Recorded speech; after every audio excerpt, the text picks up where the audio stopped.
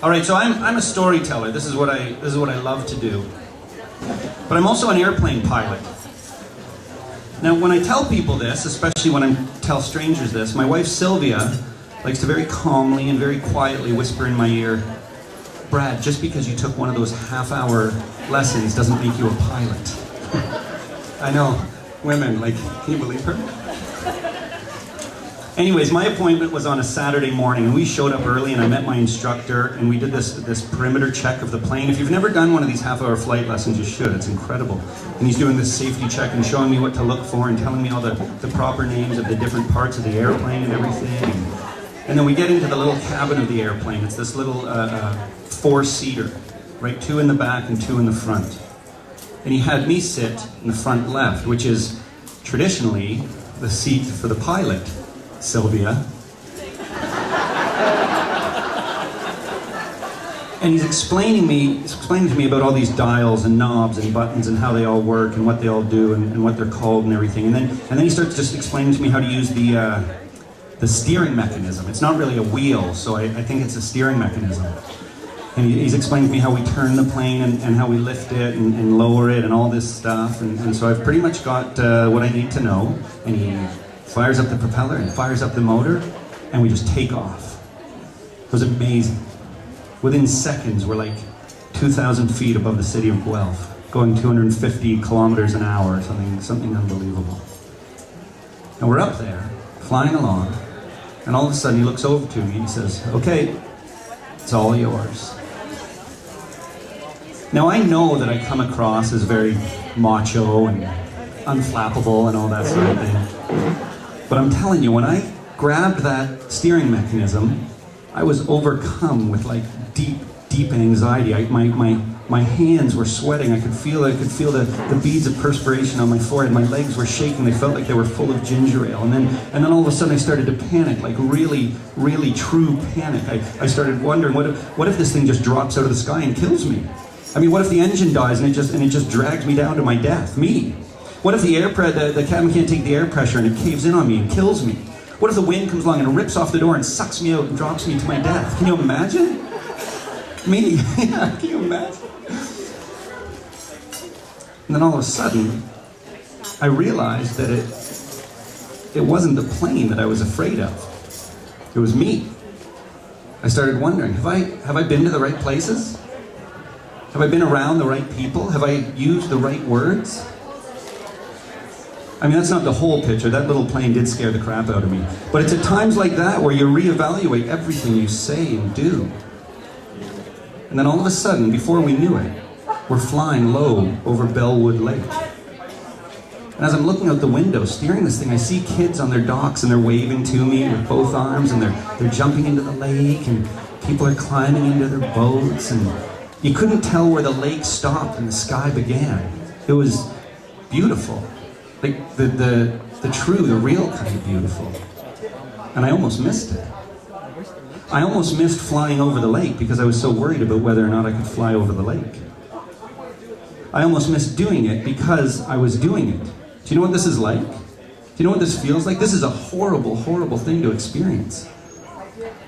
And so I grabbed that steering mechanism as if grabbing the bull by the horns.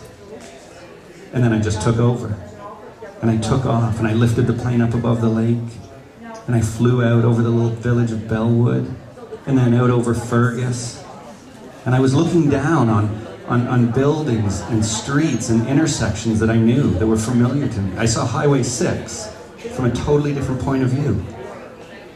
And then I flew out over Elora, over towards the Gorge, one of my favorite places in the world. And I was flying in line with Elora Gorge. It was incredible. I lowered the plane to about 1,000 feet, flying right in line with the gorge, and a couple hundred feet down in the gorge, there's all these kids on rafts and inner tubes and stuff floating through the water. And there was nothing between us except ideas that lead to opportunities, that lead to adventures.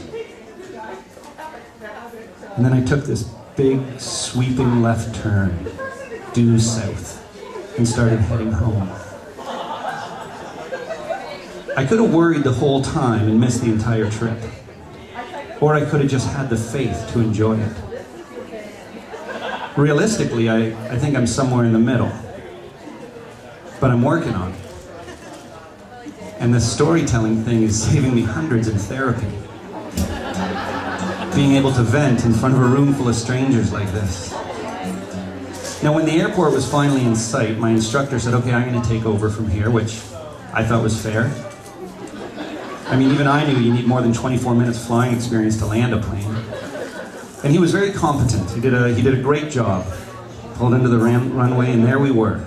30 minutes later. Exactly where we had started from. And so you tell me, am I a pilot or not? I mean, that would be like saying I'm not a surfer. Even though one time, me and my brother took surfboards into Lake Ontario, downtown Toronto. But I think we'll save that story for another day.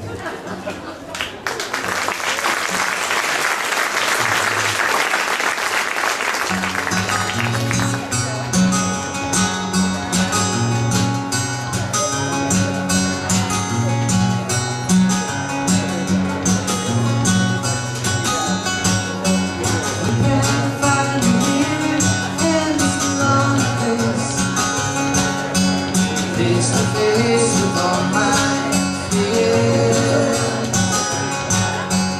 Toe to toe,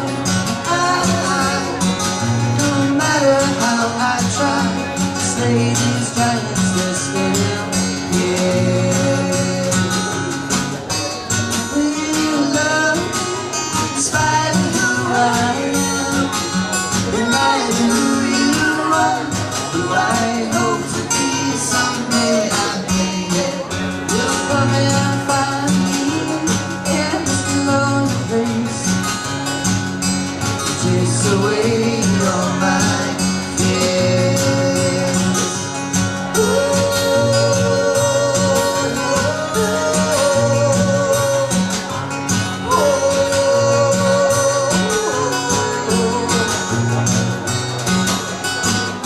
You say true love will cover anything.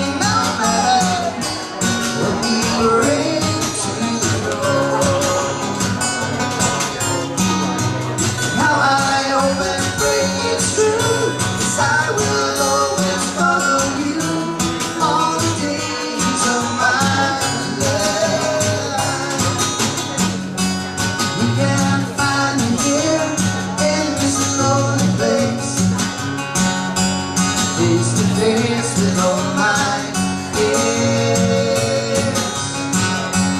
Toe to toe, I am. No, I cannot deny.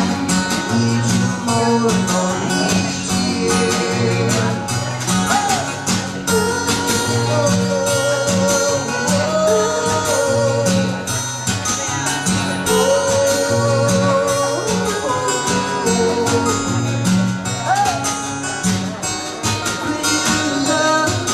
In spite of who I am, remind who you are, who I hope to be someday. I take it, you'll come and rescue me from this lonely place. And I will try to see your face through my tears. Hand in hand, side by side, I know I won't be denied.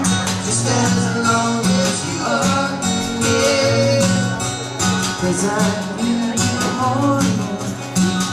I need you more and more. Yeah, I need you more and more. I need you more and more and more.